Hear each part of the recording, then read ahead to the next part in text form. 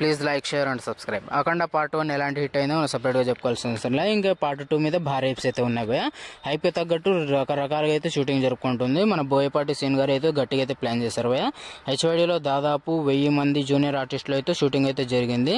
ఎలాంటి సీక్వెన్స్ ఉంటాయో మనం సపరేట్గా చెప్పుకోవాల్సిన అవసరం లేదు. ఇంకా బోయపాటి సీన్ అంటేనే ఫైట్స్కి మాస్టర్ భయ్య. ఇంకా ఈ మూవీలో ఎలాంటి ఫైట్స్ ఉంటాయని ఎంతమంది వెయిట్ చేస్తున్నారు కామెంట్ చేయండి. బాలయ్య బాబు కొత్త గెటప్ అయితే కనిపించబోతున్నారు భయ్య. పార్ట్ 1 అలాంటప్పుడు వచ్చి రికార్డ్స్ అయితే క్రియేట్ చేసింది.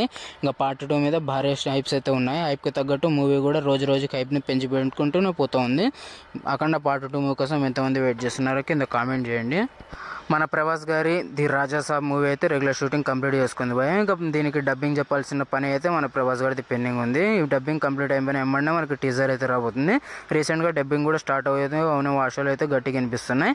ఇంకా టీజర్ ఎప్పుడు రిలీజ్ అవుతుందంటే ఒక క్లారిటీ అయితే వస్తుంది భయ. ఈ డబ్బింగ్ అయితే స్టార్ట్ అయిపోతే ఇంకా మూవీ కోసం ఈగర్లీ వెయిట్ చేస్తున్నాయి. ఎప్పుడో ఈ ఇయర్లో రావాల్సిన మూవీ అయితే ఇంకా పోస్ట్ పోన్ అయితే అయింది.